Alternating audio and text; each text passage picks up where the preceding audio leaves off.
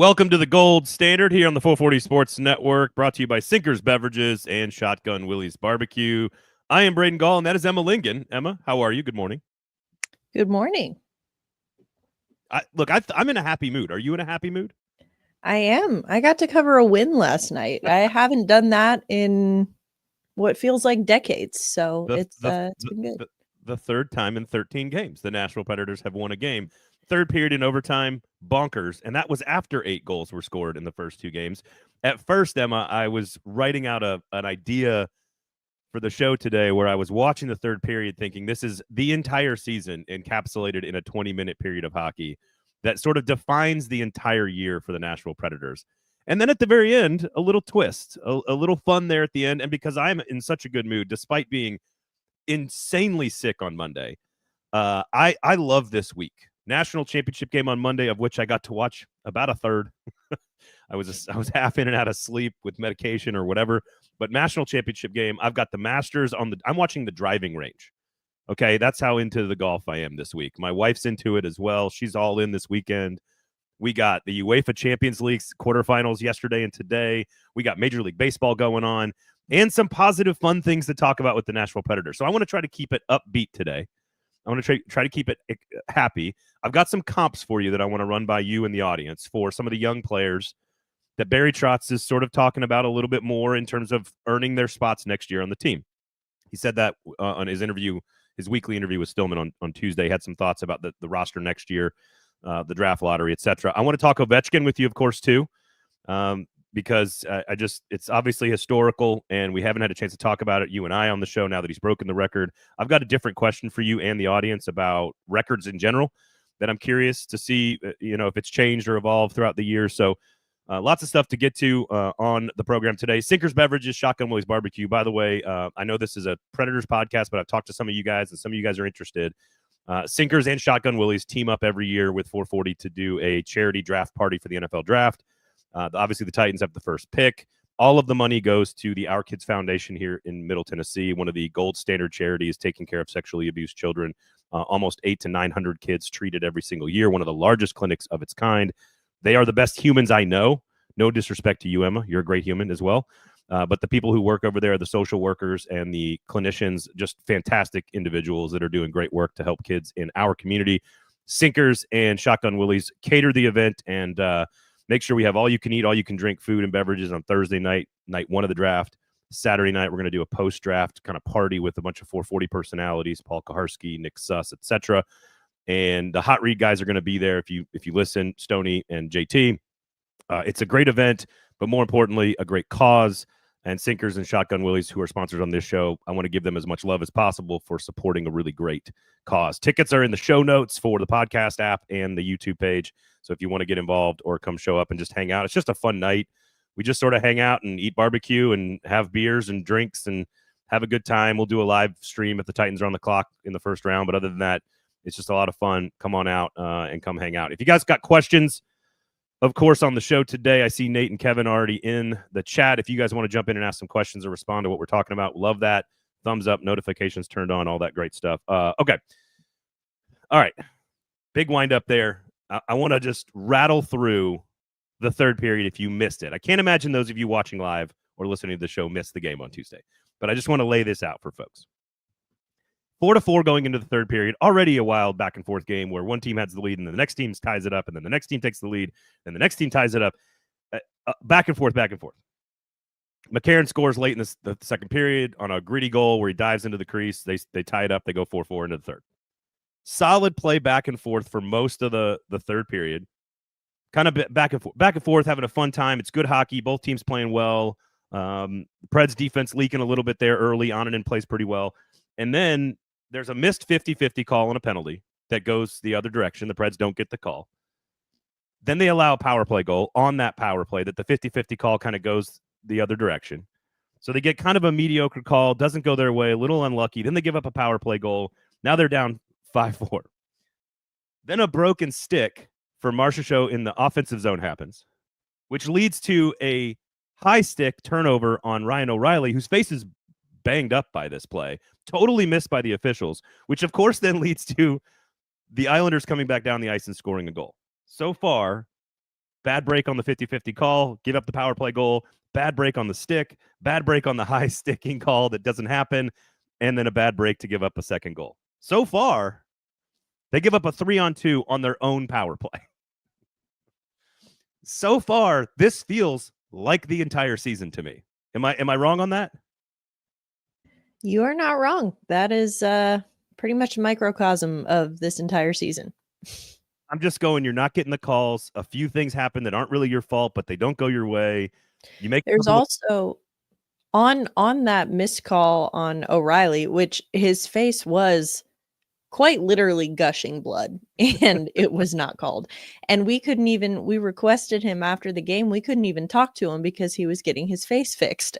And so it was very much a missed call. But then as a result of that, I don't really know what happened, but like it was Stamkos and Forsberg and the coaches, and everyone was kind of really giving it to the refs, and they got a bench minor for unsportsmanlike as a result of that.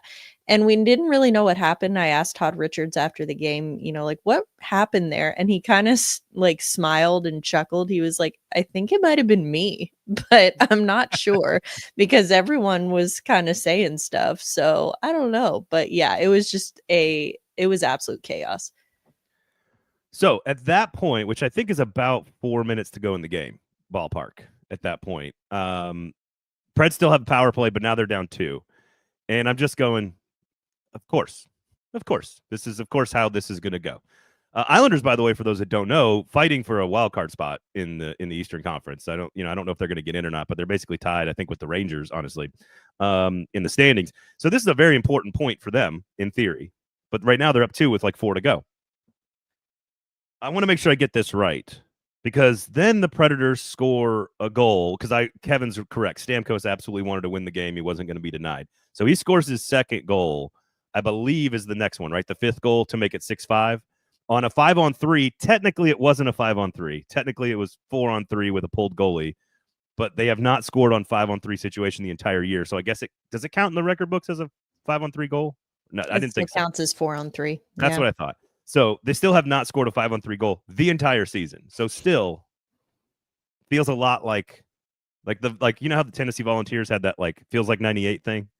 Mm-hmm. Like this, we need to have a feels like 98 thing for this team. So far, this feels like 98. It feels like expansion franchise stuff at this point. So they score the goal to make it 6-5, and a catfish comes out, which is, again, the most apropos visual that I've seen. You threw a catfish 58 minutes into a game. Credit for holding on to the catfish for the entire game, by the way. You throw a catfish on a goal that leads to still trailing by 1. I've never seen anything like that. So far, still very 98 to me. Am I wrong yet? Am I still wrong? You are not wrong. I'm getting somewhere with all this. So then they go. So then we get then 37 seconds to go, ties the game, extraordinary play or whatever, and all of a sudden, okay, 6-6. Okay, all right. Stamkos should have gotten the hat trick, but obviously, Michael Bunting, congratulations, deflected it off the player who hit the guy in the face. Right, the player that hit Ryan O'Reilly in the face is the guy that got the pucks gets deflected off. Okay. So now we're into 6-6. Then Marcia Show in 3-on-3 hockey has an hour and a half to try to score on the backup goalie and misses the net. Like by a mile. Misses it by a mile. I know. Okay. So far, still feels like 98 a little bit. Because I'm like, okay, come on, really? And then they come down and they hit a post, so the Islanders could have won the game on the very next rush the other direction. Then, of course, Shea makes the nice play, flips it over to Svechkov, who just comes over the boards. He clearly waits for the defenseman to commit to the pass, lets him shoot, and Svechkov cooks the young goalie, the backup goalie, for a game winner, his first overtime goal. And it feels a little different. I know it's a bad season. I know it's the end of a long, bad year where players are suffering through all of this and fans are suffering through all this. But that was insanity. That is one of the wildest third periods and overtimes I've ever seen. It was an important point for the Islanders they didn't get. And I think I'm curious what the locker room was like. It felt the joy on Svechkov's face and the way they sort of felt relieved 7 goals is more than they've scored in like the previous 6 games combined. What were the guys like after the game? Well, PK Subban was in the house last night, and he was in the locker room post game, so it was quite rowdy, I will say. But I think it still would have been with even if he wasn't there. It was like you said, it was wild. I mean, that whole third period / overtime was just drunk. Like it was insane, and I think that Fedor Svechkov is quickly becoming one of my favorites because he is simply delightful to talk to. Great personality. Oh, he's great. And because he says the things, he says the quiet part out loud. We asked him afterwards, what was the most impressive part about this win? Because these, as you mentioned, Braden, these are not the kinds of games that the Predators have won this year. And so what was most impressive? And he said, well, we scored 2 goals. I'm impressed. Like the bar is so low now. The bar is so low. He's like, hey, we scored more than 1 goal. Like that's a big deal for us. And then in all 3 periods, I think, right? Or yes, was it? I think it was 2-2-2, or was it 3-1, 3-1-2? I can't remember. Anyway, 3-1-2. Yeah. Either way, it was 2 periods with more than Yes. 1 goal in the same game. Yes. And so it was insanity. And he was like, yeah, it was a good game. And then stopped himself and was like, well, not for goalies, but for everyone else, it was a good game. And then, yeah, I think there was still, it's funny because you can still see how competitive these guys are and how much they want to win, because Jonathan Marchessault, obviously first game back in the lineup, missed 4 games, I think, with an injury, comes back, gets 3 assists. And I feel like he's been spending a little too much time around Ryan O'Reilly because he started doing the thing where he was listing off like everything he did wrong in the game. We're like, oh, bud, it's okay. You did miss that wide open net, but other than that, like, did he lead with that one? Like, I didn't even hit the net on a breakaway by myself. Yeah, he did mention it. But what was funny was that they were still hung up on that missed call on O'Reilly, which, understandably. But he even looked at us. He looked at me and he looked at Robbie Stanley and was like, because if it's a 4-minute, a 4-minute penalty can get reviewed, right? And then he paused. I'm like, oh, you're actually asking me for clarification on NHL rules. Got it. Okay. Yes, that is correct. So he was still kind of hung up on that, didn't understand why it wasn't called a 4-minute double minor.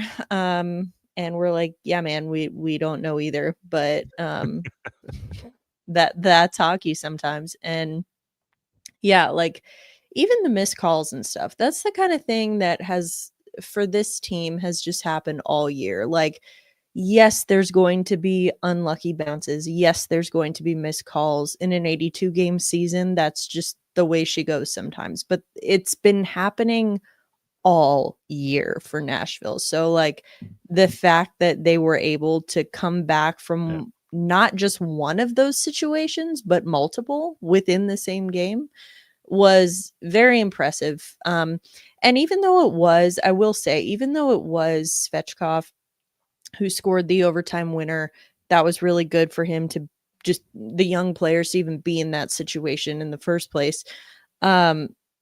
I will say the overall effort in the win, I think, was fueled by the veterans. Marchessault, 3 assists. Stamkos had 2 goals, 2 assists. Forsberg had a goal and an assist. Bunting, O'Reilly, like it was those guys who I think really kind of drove the bus on that win, which I think is very important to see. Important for a lot of the crowd that thinks that the veterans are checked out and they're not trying, or that these were bad moves that Barry made in the offseason. I think that it was good to see that kind of an effort from those guys in particular. Yeah, Kevin says, what a different season if that call situation would have happened in game 20 instead of 78. Are you suggesting that it could have call situation, meaning like how bad the calls were, they got unlucky on some 50-50s, or that they would not have been mentally prepared to handle that situation? I don't know. I feel like right now the pressure's way off, and so they can kind of play a little pressure free. Kevin's saying lit a fire. Look, I think Stamkos, he has been frustrated the last month and a half, 2 months of the season, but I don't think it changes the way he plays too much. He's such a consummate pro. I think he has a certain bar that he reaches almost every time and all the time. So I don't really, and Marchessault does the same way as well. I do think Brady Shea is sort of finally rounding into form a little bit. Only took him 70 plus games, but I think he's there. He also had 3 assists last night. I forgot to mention that, but yeah. And his numbers are going to be solid. Like, he's going to end up finishing actually with a pretty decent statistical season from a points, a goals and assists standpoint. Benjamin says, just got here. Huge shout out to Patrick for bumping me and securing the goal. That's right. Benjamin, the chugging choo-choos lost to RV Hustle in the Lower Broad Hockey Fantasy Championship, and congratulations to Patrick. Stay tuned for the awards ceremony at some point. Forsberg gets to 30 goals. That is his 5th 30-goal season. There was a time in Predators history where 30 goals was a really, really big deal.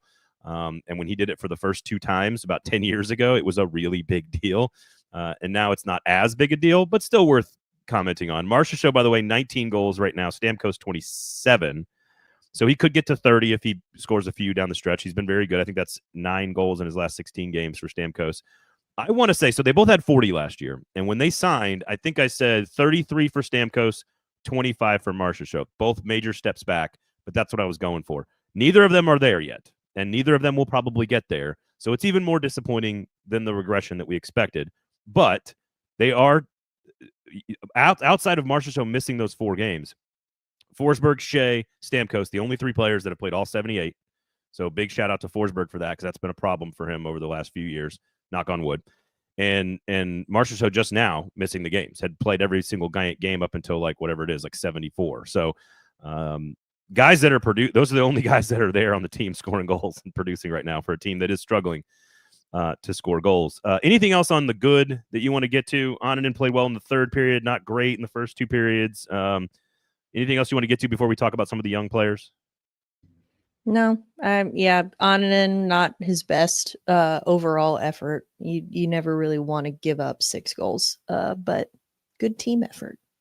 And the reason, and by the way, just to wrap this up, the reason that Richards is the one you're talking to and Andrew Burnett away on family stuff.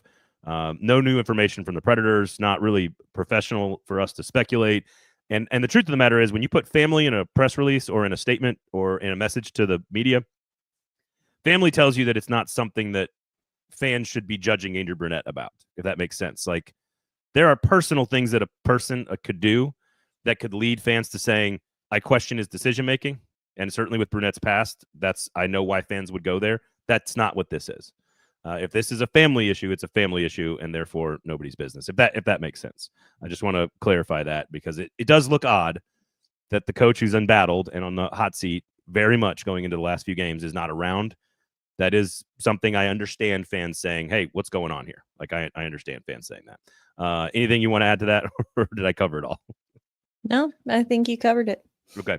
All right. I want to talk about the young players, and I've got some comps for you that I want to throw out. Before we do, I want to talk Wood and what you've seen over him in the last Matthew Wood, what you've seen over him. I want to talk Wood. I want to talk Matthew Wood over the first 2 games of his career. 13 minutes and 14 seconds in his first game. It had some moments, I guess. Kind of just floats around in there. 3rd guy into the zone on purpose on his shift. He was with McCarron and Cole Smith, I believe, on the first game, and was with them again in the second game. Just 11 minutes and 1 second of ice time in the second game. And I think I want to say he got a big chunk of that in the 3rd period, 4 or 5 minutes in the 3rd period, which was there was some interesting. They put him out there in defensive zone shifts in a tie game in the 3rd period. So I thought, okay, all right, you're giving him some situations where you're asking him to not make mistakes, if nothing else.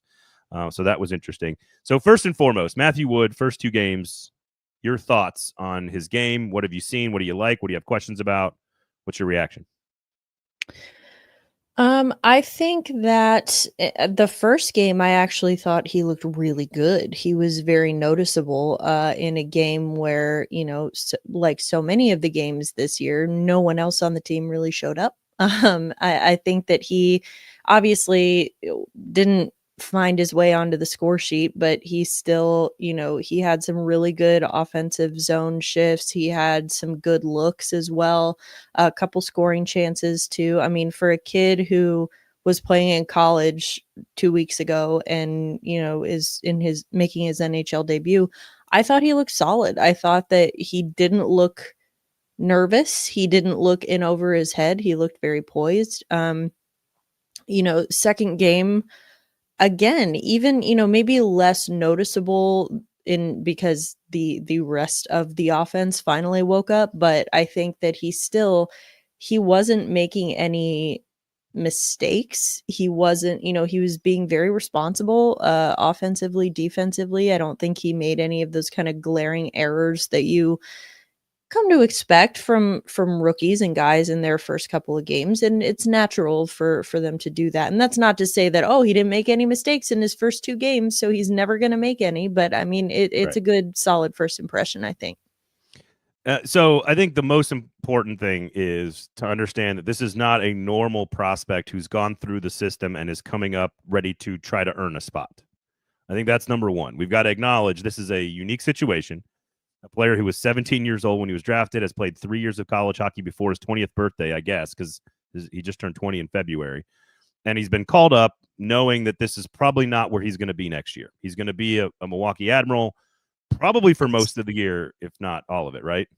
Yeah, this is Jake Livingstone from 2 years ago. Same situation, Right. Except Livingstone was undrafted. You are taking advantage of the situation that the rules allow you to take advantage of, which is late in the year on a team that's not fighting for points, on a player with less than 9 games on an entry-level contract can come out and get a taste and see what it's like. And it is clear that the game is faster, and it's clear that he is learning how to move. I think one of the things I noticed, and this is very odd, I don't know why I noticed this, he feels very lackadaisical on the stick. Like he doesn't look like he's like really committed to like the firmness. You watch Nick Blankenburg, for example. Like Blankenburg has some deficiencies as a player, size and physicality and all that stuff, but he is so convicted with his movements. He puts the stick where he wants it. He puts the puck where he wants it. Sometimes it's a mistake, but most of the time it's been pretty good. Most of the time it's where he needs to be, and he's strong on the stick. And Matthew Wood didn't feel like he was real strong and convicted on the stick. So that's something you learn. Otherwise, that's something too that I feel like is not. I don't disagree with you there, but that's something that doesn't really concern me, considering it's been 2 games for him. Like, I feel like that's something that just comes with confidence and time. But I see what you're saying. There was a lot of moments where the puck kind of got around him, and somebody was just sort of being a 30-year-old professional and just popping the stick out and taking the puck. I think he had a couple giveaways last night.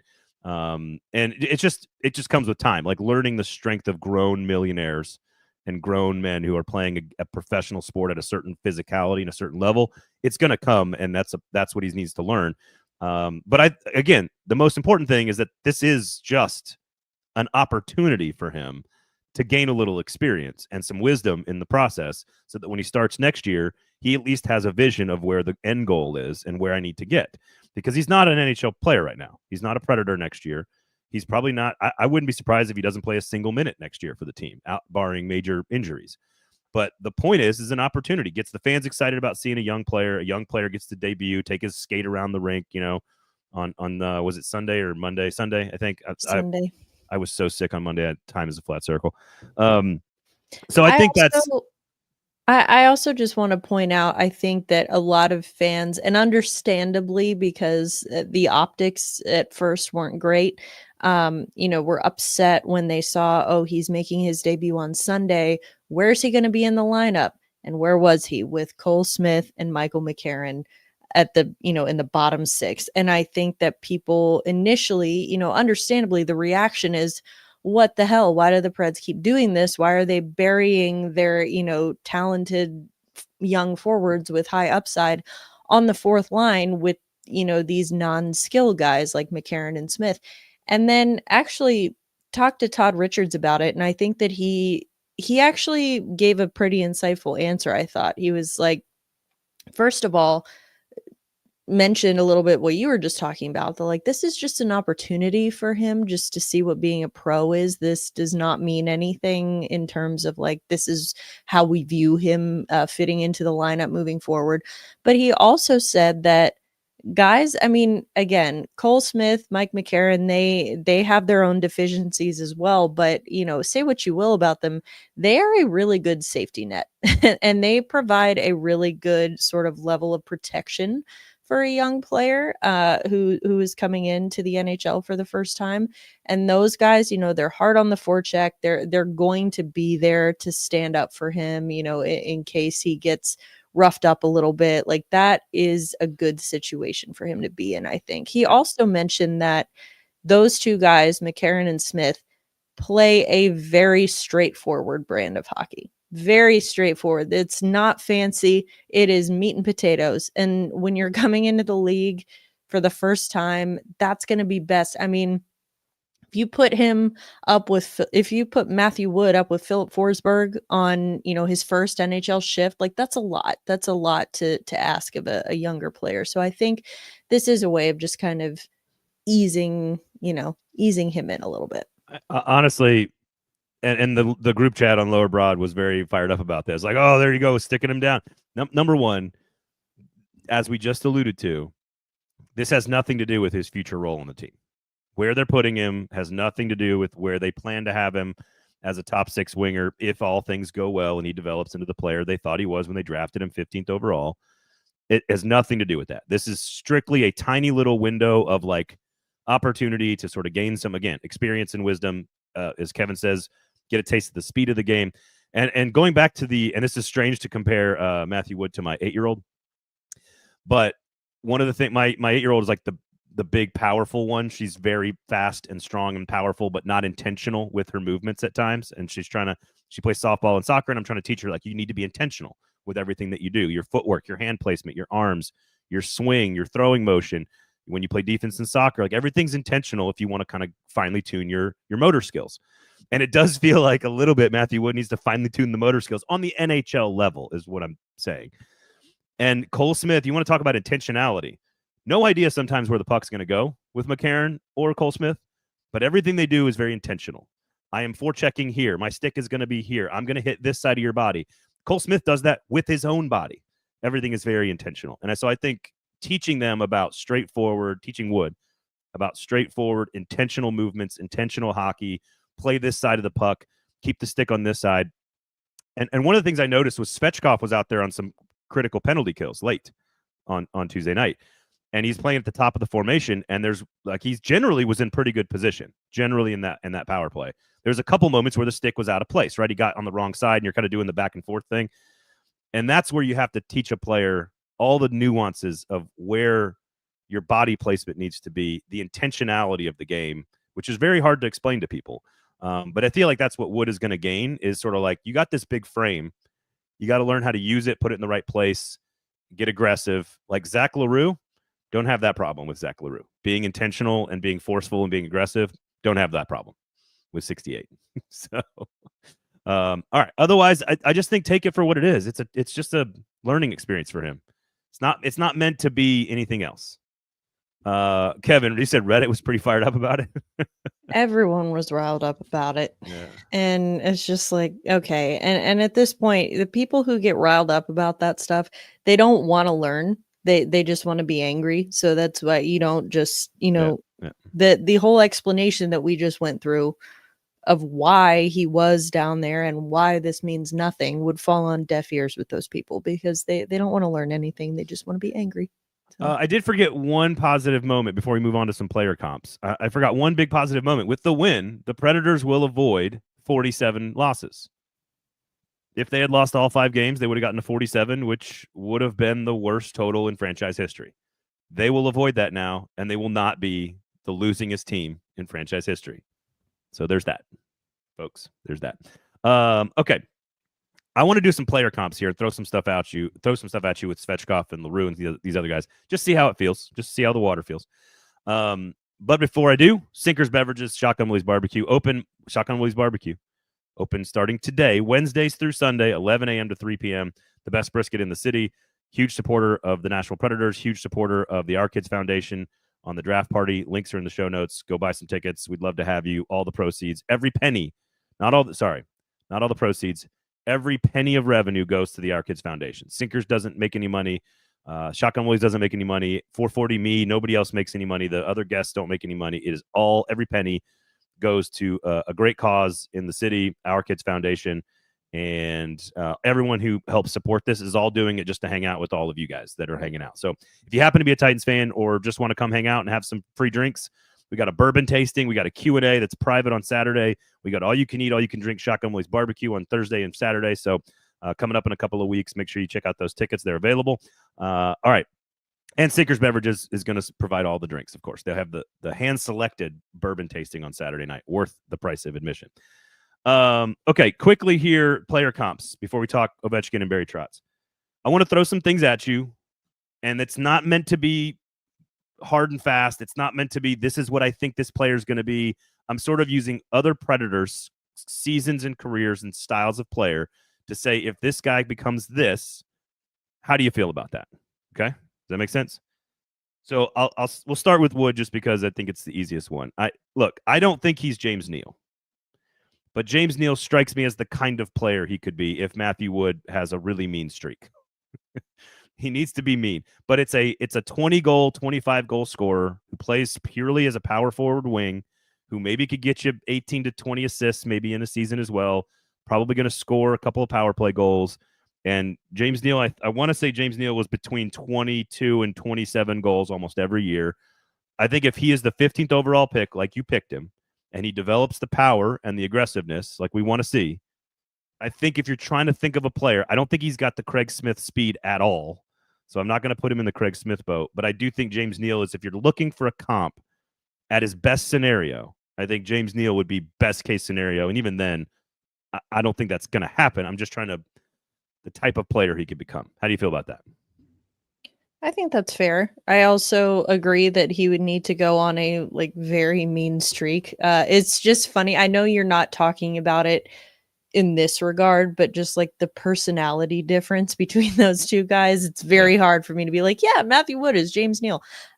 Matthew Wood sometimes, I know he was so nervous on Sunday, and totally fair, but it's one of those things where he just looks like a deer in the headlights. I want to be like, blink twice if you're he's okay. 20 years old, dude. He's 20. Yeah. Are you being held here against your, well, maybe this season, but either way, I'm like, it's okay. Is there someone off camera, holding a gun to your head? I don't, but I think that once he gets more comfortable, then yes, I think that's fair. Because what I'm trying to do with this exercise is take these young players and fill in the roles that are going to be open and available as the core gets rebuilt, right? And what this team has not had is a power forward winger who scores 25 goals. And I think that's why they drafted him. Is that going to happen? I don't know, but I think that's the style that he's trying to go for with this pick. So, all right, Luke Evangelista. I think Mikael Granlund's a pretty decent comp for the type of player he could be as he grows into a player. This is a guy who could score 18 to 20 goals. In his best, he's a distributor, great hands, great creator. Plays on, he's not a center, but he plays on the wing. A guy that could be sort of like a 20-goal, 35, 40 assist guy, which is kind of about where Granlund has lived most of his career. I think that's a player that was on this team that served a role in the past, and that's the kind of player you want to see. And to your point about the staff putting these young players and kind of the complaining about Wood, Evangelista playing on the top line with O'Reilly and Bunting. You got LaRue playing with Forsberg and Stamkos, and you got Svechkov playing with Marchessault. So these last couple of games, they have put good players with the young players. So just for the sake of conversation, how do you feel about that one? Is that good, bad? You like that? You not like that? How you feel? Overall, I like it. I think Granlund has more, at least at this point in his career. Evangelista is still young, but I think that Granlund has more finishing potential than Evangelista does. Evangelista is primarily a distributor. Sometimes and again, this is just one of those things that could change over time, but I feel like Evangelista, every time he takes a shot, it's right at the chest. Well, he feels the need to do a toe drag or something fancy. I'm like, just shoot the damn puck. It's not, I think that he needs to get over that and over the like, oh, this needs to be perfect. This needs to be flashy in some way and just shoot the puck. And then I think he could get a little more Granlund like in terms of his like finishing ability. But distributing wise, yes, I think that he, like we've seen him improve when he's been in that top six role, and he's really good at dishing out the puck. So I think that for now, I would like to see him start scoring more goals. But I mean, if that's, it's just one of those things that I think, if you need to, we talked about Wood with adjusting to the speed of the game, and obviously Evangelista he's been in the NHL for much longer than Wood has now, but I think that there is still something to be said for having to change your game, whether it's from the AHL to the NHL or from juniors to the NHL, from NCAA to NHL. Like there are certain aspects that sometimes you don't know until you get there. You don't know that like, oh, this thing that was a big part of my game or a big part of my style that worked really well for me in the AHL or in junior or wherever is not going to work for me in the NHL. So for Evangelista, I think if he can get out of that habit of like, oh, I need to do the toe drag, I need to deke, I need to make this fancy, and just like start throwing the puck on the net, I think that he can, his scoring potential will definitely go up. I feel like I'm also, when I say all this stuff, I'm comparing the players like while they were here, not like Pittsburgh Penguin James Neal, not like Mikael Granlund, who scores like 26 goals. It's 11 goals, 50 assists. Mikael Granlund, like Nashville Granlund is sort of who I'm going for on this. And that's sort of what I'm trying to do, is find a Nashville player to try to just shoehorn in some comparisons and say, look, if these 4 or 5 guys end up like this, how do we feel about the rebuilding core? Is sort of where I'm at. Like if you end up with 80% of James Neal from Matthew Wood, I think you got to be happy about that. If you end up with 80 to 90% of Mikael Granlund with Luke Evangelista, I think you probably need to be happy with that. Zach LaRue, this is an interesting one to me. Actually, let me go back. Let's go to Svechkov here, because obviously the game winner, and I think the biggest development over the final couple of weeks here is going to be number 40. Like that, he's the guy I like the most since he came up. And he's the guy that I think is showing some growth and some progress. The spotlight doesn't seem too big for him. He's starting to learn how to play in the system. I think, to your point, his personality has always lent itself to being comfortable up at the NHL level. He's just a very interesting dude, to your point, which we kind of knew about early. This is going to be crazy because he's got kind of a fun personality, and he just says the thing. So don't go crazy with this comparison. In one season in Nashville, this particular center had 26 goals and 37 assists. Do you know what I'm about to say? No. Do I think Svechkov could be a 20 to 25 goal scorer with a 30 to 35 assists, 50-ish points, maybe 60-point player? I think he could do that as a second-line center. The only season that I can find from a centerman that even comes close to that is Ryan Johansson. I was just saying, I'm like, is he going to say Joey? Yeah. In 21 and 22. And it's not, again, these are not the same comparisons, but Johansson, when applying himself, also reminds me of my 8-year-old, when applying himself, a two-way player that can play on the penalty kill, that can play on the power play, that can distribute and score a little bit, got a good shot, kind of a bigger guy, a little bit of a goofball. I don't know. Like I could see worse. And again, people are going to go, oh, Joe, like people are going to go crazy. I get it. But I'm just trying to come up with, I don't think so. Josh says, could he be Mike Fisher on ice? I don't think anyone can hit like Mike Fisher, number one. He just, the physicality for Fisher was off the charts. So I don't think Svechkov can be that. He's a little bit more wiry, way more skilled, honestly. Yeah. That's sort of why but honestly, there's not a lot of great centers to go back and look at and say 20 goals, 35 assists, 50, 55, 60-point guy, power play, penalty kill, all-around player. There's just not many of them in Predators history. So that's what I'm stuck with. What do you think? Yeah, well, that's where I was kind of going to go with it, is that there's, I mean, I don't know if we talked about it here, but I know it was a topic of conversation back when the NHL did like the quarter century teams, and Ryan Johansson was on the Predators, quarter century team as, like, oh, best center in franchise history. And it's like, no disrespect to Ryan Johansson because he was instrumental in that, the run to the 17 Cup final. But overall, they're, like you said, they don't have a lot of like franchise centers to compare him to. And, even though it was just a couple of really good seasons from him, I think it speaks more to the organization not having an Right. elite center. Right. I don't know that Svechkov is a 1C, but I think he would be a perfect 2C. If he continues developing, I feel like, development growth is never linear with these things. I think that he came up and he did kind of struggle a bit, and he's kind of had his ups and downs, but I think you have been seeing him getting more confident, especially since, and again, this could be, I'm not trying to draw any conclusions that aren't actually there, but I just, I think especially since they moved on from Tommy Novak, that kind of sends a clear message that, okay, Svechkov, you're the guy. You are the guy that we are committed to developing here into this 2C role. So I think that he didn't take that lightly, or hasn't taken it lightly. And like I said, he has some ups and downs along the way, but I think that he definitely, like you said, in these last few games especially, he has looked a lot stronger, a lot more confident. You just see it coming. Yeah. And that's literally when people say, let's get the young kids, play the young kids. You have to deal with the mistakes and the inexperience and the lack of wisdom and all this other stuff to get to the point where it starts to build on itself. And it starts to build pretty slowly, but you can see it with him. And I think the skill has always been there. That's why it's fun to see it happening all around.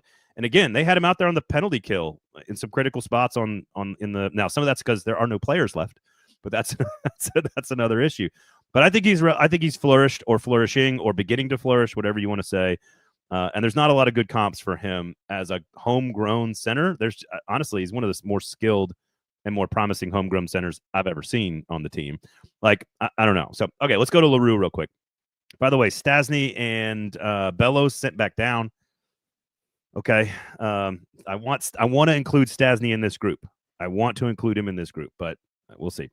Zach LaRue. So I think he could be a Colton Sissons type player for this team. You're going to need that kind of player when Colton Sissons moves on, whenever that is. I don't think he's Patrick Hornquist. I don't think he can score like that. He has a similar style game to Hornquist, but I don't think he can score 25 to 30 goals. That's never going to be his game. But, Colton Sissons would get into that like 10 to 12 to 15 goals, not a lot, maybe get to 30 points on a good season, kill penalties, play in the defensive zone. You can kind of use him wherever you want to. He brings the jam. And I think if you get like almost Mikael Granlund, almost Colton Sissons, almost Ryan Johansson when he's good, when he's applied, and almost James Neal out of those four players, I do think that's a good group to core of a rebuilding core. I think that's what you're hoping for from those four players. What are your thoughts? I agree with that. I don't know that I would say Sissons would be the comp for LaRue. I understand you're not talking 100%, but still, I think that, I don't know. It's hard because I'm not gonna say Jordan Tutu.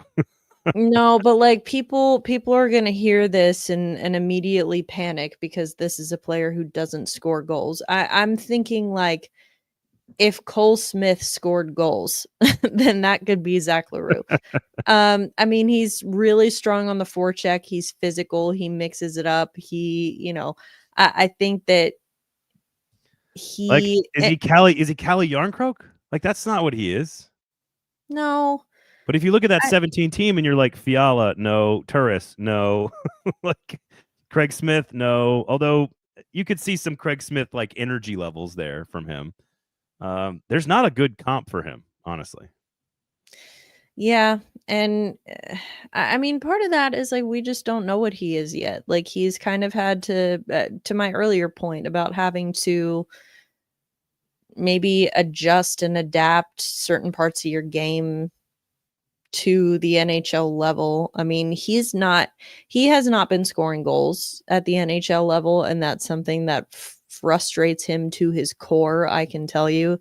But I think that I don't know if that's something where it's like I honestly I'm kind of 50-50 down the middle as far as like, oh, the goals will come, or Like maybe he's just not gonna be a volume goal scorer in the NHL. he's different than Austin Watson, but there's some similar, like not the same size player at all. He's more of a Right. Patrick Hornquist size player, honestly, like 5'11", like 195. Actually, But Watson isn't a bad comp that's what I now was that kind of. I think about it. Scott Hartnell, probably too good of a goal scorer, but at the end of his career, when he came back to Nashville, stand Yeah. in the middle, mess some stuff up, play physically, just get under people's skin. Hartnell's like that. Nick Bonino is more of a distributor and more of a center. Ryan Hartman, Tom Wilson were some Ben and Josh kind of throwing some stuff out there. Ryan Hartman, I think Hartman even has more goal scoring potential. LaRue's got more. I think maybe Austin Watson was what I was looking for. I just think he's more of a balanced player. Watson was almost purely like, I could score 15 goals this year, but I'm going to get like 3 assists. Yeah. And like, 500 penalty minutes. But, Yeah, I right. think that all of that speaks to Zach LaRue. Yeah, I see a little bit more Austin Watson, I think, than Colton Sissons. Okay. Sissons almost like too heady of a player, and LaRue maybe not that part of the Not game. enough. Yeah. Not enough. But again, like what I'm trying to find is, what does this group that's developing right now in front of us, what does it represent? And this transitions right into Barry Trotz's conversation on 102.5 on Tuesday, which is, we have a lot of second line players. Talking about the farm system.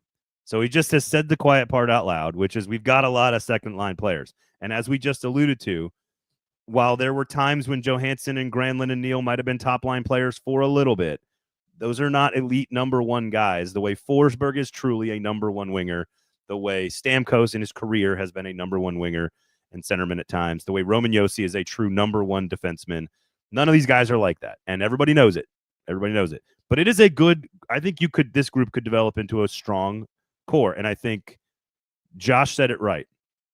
I'm hearing a strong middle of the lineup. Got to nail this draft pick and or trade this offseason to round it out. Therein lies where we're at with this. So Barry Trotz continued to talk about a couple of players in this draft being potentially ready to play in the NHL right away. I don't know if Hagens, Misa, or Schaefer count as that. I assume the defensemen probably not, but maybe the two centers. Who knows? He also says that they're looking to make trades, probably not free agent week class. They'll be looking to make some trades, meaning acquiring a player that plays now, which is what we have been saying on the show. They're going to use some draft capital and maybe some expiring contracts to go get somebody with term that can play on the team for more than a year. Right-handed defenseman, top-line center, whatever that might mean for you, in between the end of the season and the draft. Barry Trotz has said a lot of that stuff now. What is your reaction to his commentary about the draft, his commentary about the farm system, and his commentary about the offseason already, the plan? I mean, I don't think any of it is, like you said, it's nothing that we haven't heard before. It's nothing really earth-shattering. I think that, anyone talking about, obviously this season has gone completely off the rails, and that has led to people just grasping for answers, including the players themselves. And, we're all just trying to figure out what the hell went wrong this year. And there's some people who are like, oh, Barry Trotz never should have spent all that money in the offseason last year, blah, blah, blah. Listen, there have been plenty of decisions since then that he's made that I think, have plenty of room for regret. I don't think that Steven Stamkos, Jonathan Marchessault, and Brady Shea made this team worse. But to your earlier point, I do think that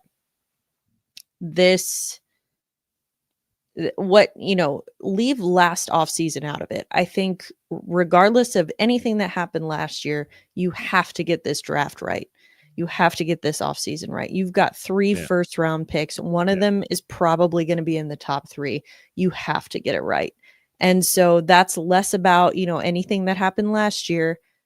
It's all about now you need to do that. And in my opinion, if you are going to address some things through the draft and some things through trades, I personally would go draft the center and then trade for a right shot defenseman. You need a top line defenseman today. Yes. You have at least O'Reilly and Stamkos next year and Sissons next year. So yeah, you need the defenseman like yesterday, but you can. Oh, is giving up 6 goals and a win a bad thing? Well, I also think that. Well, also, can we talk about how Justin Barron was out there for the first shift at 3-on-3? I forgot to mention that to you. Although, counterpoint, has he played better hockey in the last week? No. No. I mean, like, that's funny. yeah, I don't know. No. He a less gritty Sam Bennett, says Mitch in the comments. How do you feel about that? For Svechkov. Oh, for Svechkov? Not to go back in the conversation. But. I was like, Justin Barron? No. That's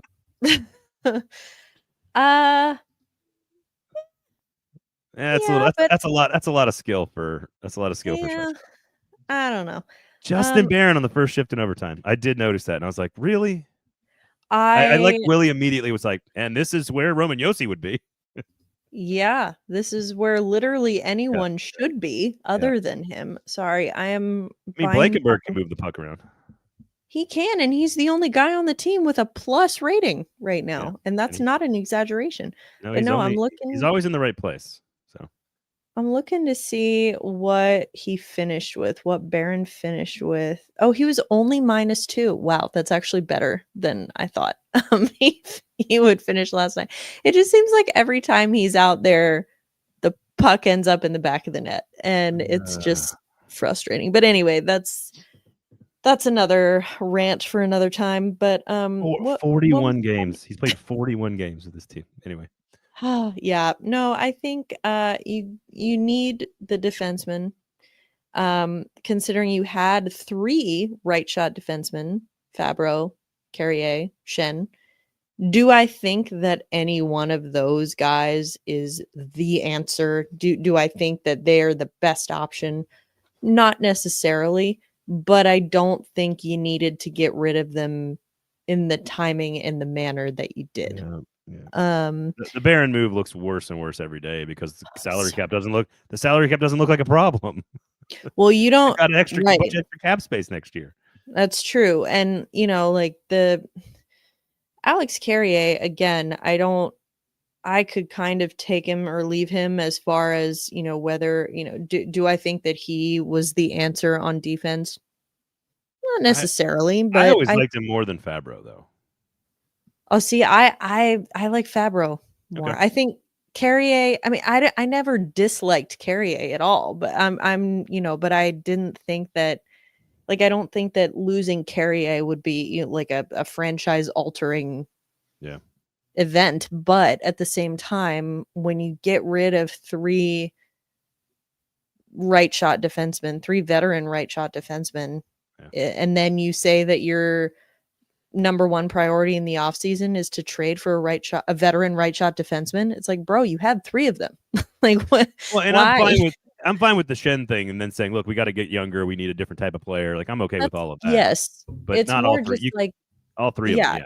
Yeah, it's the fact that it was all 3 of them, and it happened mid-season, and a couple of them. I mean, Fabro, you let go for nothing. Carrier, you let go for Justin Barron, who is like a liability. And so he met Barry Trotz mentioned Stillman kind of pushed him on like who could be challenging for a spot next year, which is a silly question because he's never going to say like, oh, this guy's penciled into the lineup. Like, that's never going to happen. But he did give a list of players that he expects to be competing for spots. Matthew Wood, of course, noticeably not on that list.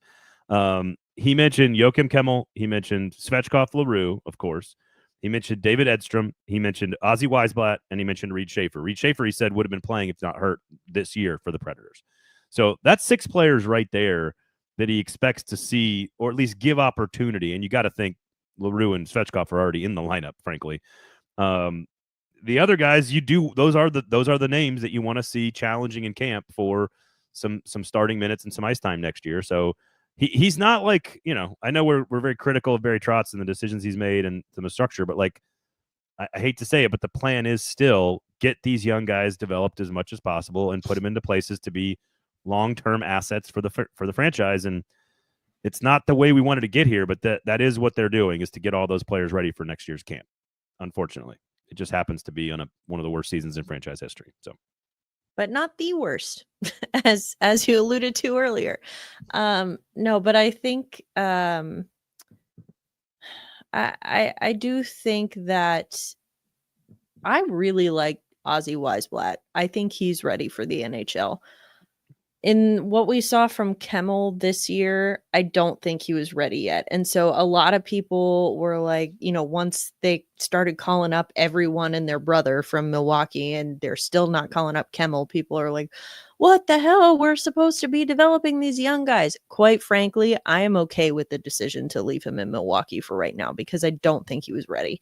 He said specifically, shots there, the quickness and the speed is not. Yeah.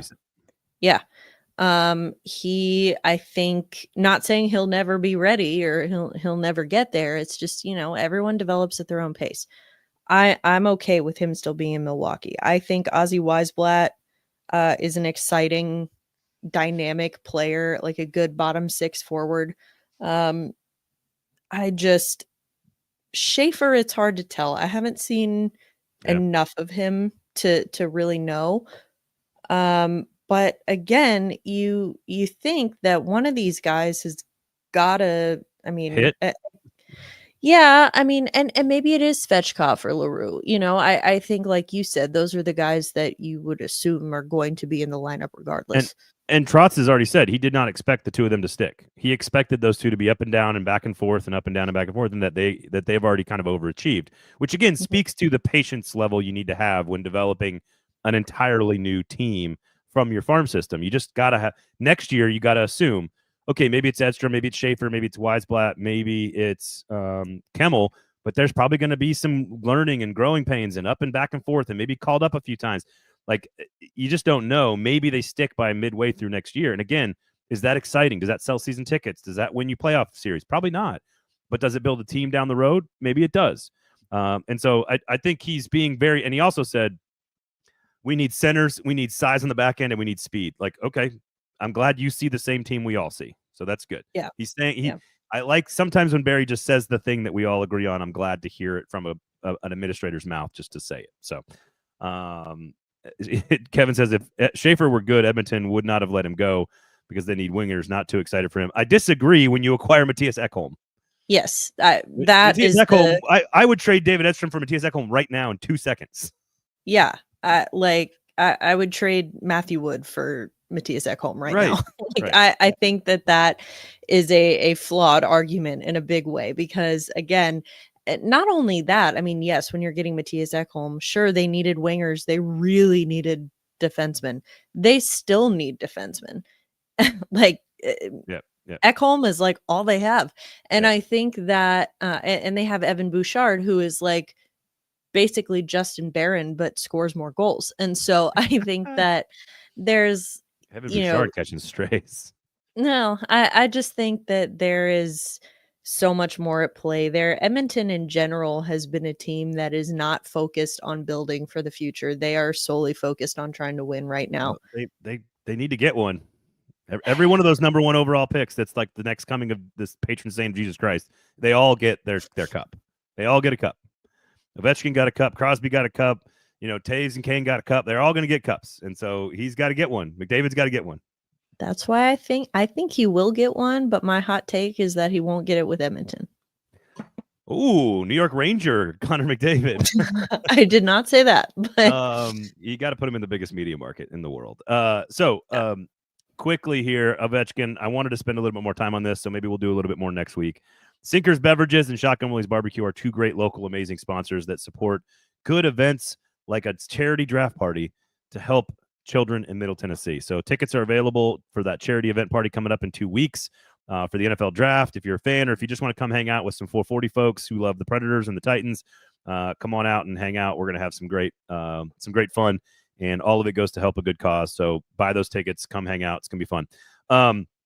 Ovechkin scores 895. First of all, I thought ESPN, TNT, the whole broadcast thing did a good job of like highlighting the Friday 2 goals and then kind of breaking in on, and they did the extra broadcast to make sure that the next game was on.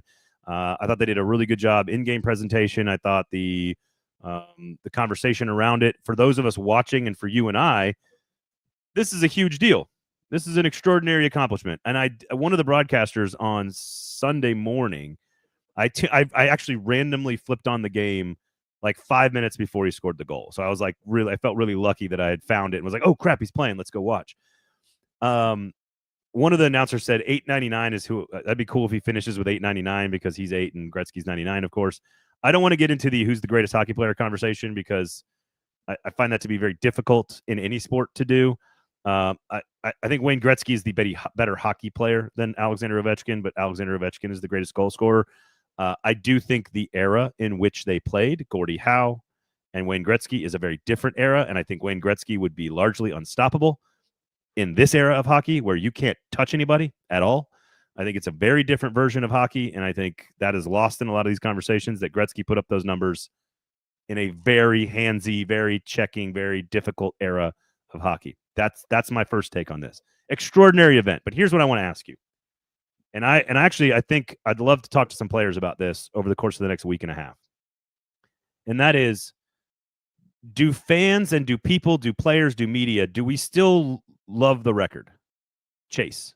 Because it doesn't feel like, if you'd have told me at 10 years old that someone was going to chase down Wayne Gretzky's goal scoring record, I would have told you it was like chasing Hank Aaron, 73 home runs, Maguire Sosa, rushing for 2,000 yards. Like, I would have told you it was like the only thing I cared about in my life at that time. Now I'm older and my life is busier than it was when I was 10 years old, obviously. But I'm curious, because of the instant gratification of our information, because social media, because video formats, because technology has changed how we consume things, is the career record is it less appreciated? Do people care as much about the career records? Because you have to understand 20 years of a career and 100 years of hockey history to know why it's so valuable and why it's so important. Does that question make sense?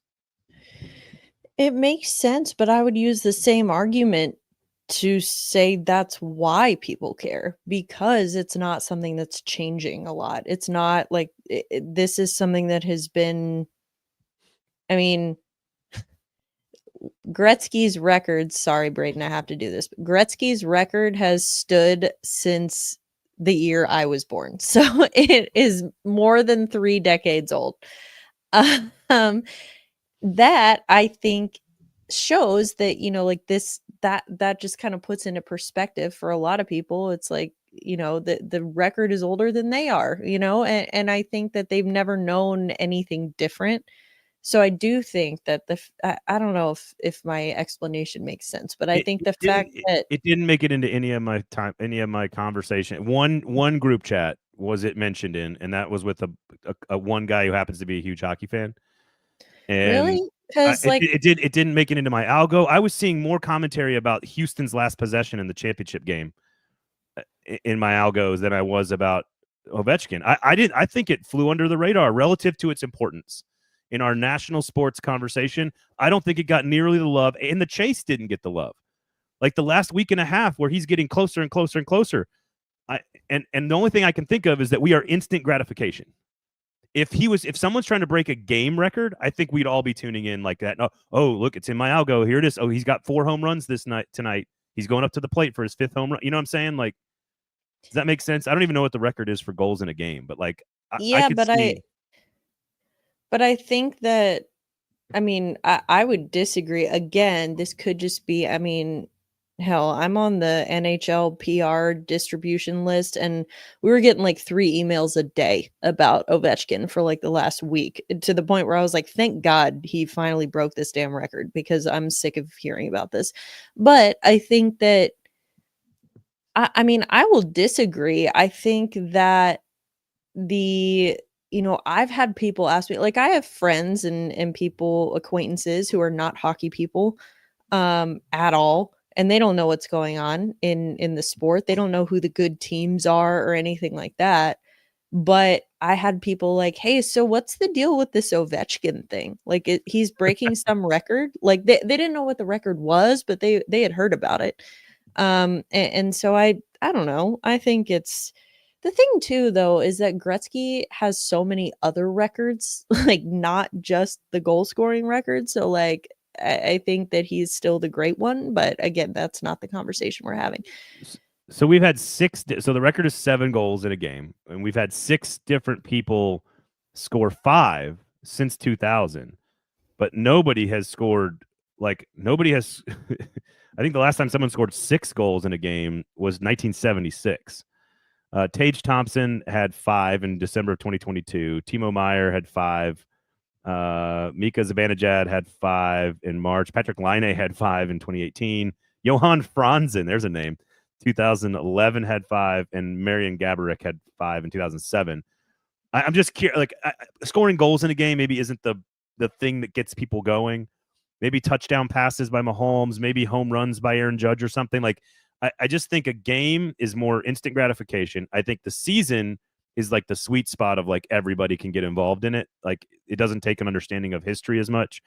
I just think I don't know. I felt like it didn't get enough publicity outside of hockey circles, and that it didn't capture our attention as like a sports society the way young me would have thought it would have.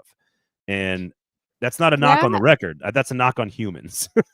Well, I see what you're saying. I don't know if that's an instant gratification thing so much as a just sports fandom, not even just sports, but people are so like segmented now in the way that they consume their news, like whether it's sports, it's only what I like.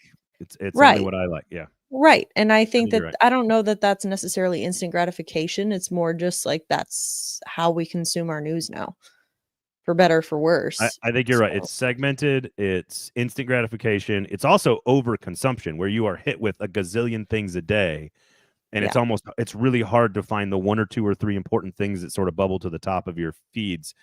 And again, I know this sounds like an old man complaining about technology, but it just felt odd to me, the whole chase. It felt like it was in the background but like important to me because I'm a hockey fan and I grew up watching Gretzky and I grew up watching Lemieux and Yager and I grew up watching all these guys. And so I don't know.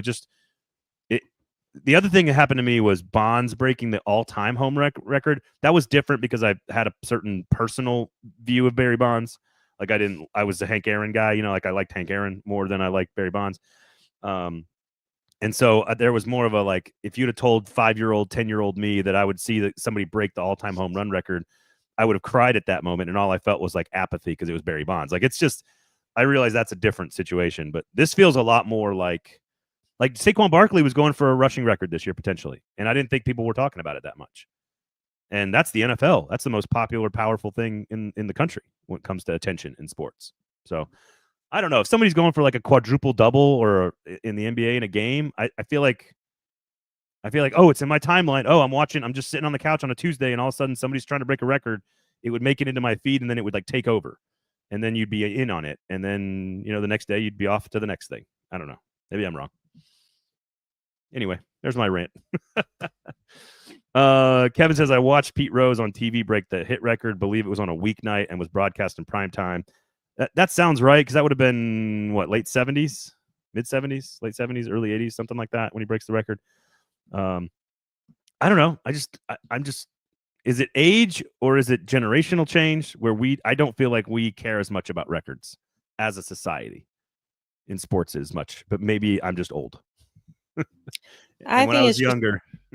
I think it's more about the not generational. I think it's just more about the news consumption cycle now that prime time, national TV, like nothing is consumed the way that it used to be. And who was the goalie that scored on himself? The goalie that scored on himself. Remember, he tried to clear the puck around the back of the net and it went in and he just like fell to his knees. He scored on his own goal. Remember, he tried to clear it. I think it was was it the Capitals? It might have been the Capitals. I thought you meant during the game? No. This is a couple months ago. Oh. where a goaltender got the puck. He came out of the crease to play the puck, and he turned around and tried to go around the back of the net, and he threw it right into his own net. That was, I think it was Braden Holtby, was it? No. Okay. It was Capital goalie, right? That happened this year? Yeah. Anyway, so I think it was Lindgren. Cousin Charlie Lindgren. That's Capitals, right? Yeah. Okay. Yeah, it was Lindgren. So here's the reason I bring this up. Here's my point. If that happens in the same game that Alexander Ovechkin breaks Wayne Gretzky's record and goes to 895, I'd be curious which got more engagement on social media. I bet you the own goal gets more engagement on social media than one of the most important records in the history of the game. You yourself said that social media should not be what determines how important something is, but I mean, totally agree. What's your argument? What's going to do more on social media, or what's more important? It's clear what's more important. It's clear that Ovechkin is more important. What I'm saying is, I think this is maybe the end point of our conversation about this, which is that the memeable thing that everybody kind of like laughs at and relates to, but also just is like, look at that, it's ridiculous. It becomes more top of mind, more into our conversations and our group think than the thing that is clearly more important. So maybe that's an example of exactly what I'm talking about, which is that this record should be more important to people. Care more about records, people. Make records great again. That's what I'm trying to come up with. All right. Sinkers Beverages and Shotgun Blaze Barbecue. We're running late today. I do appreciate you guys sticking around. Emma, thank you for being going along with me today. I do appreciate it. All right. Maybe we'll finish with a flurry here and a couple of wins, and it's not going to affect the draft lottery too much, and we'll have plenty of stuff to discuss. So for Emma, I'm Braden. Thank you for hanging out. Thank you for listening. Thank you for being a part of the show. Go buy tickets to our draft party. Thumbs up, notifications on, all that great stuff. Sinkers Beverages, Shotgun Willie's Barbecue. Have a good weekend, everybody. We'll talk to you guys next time.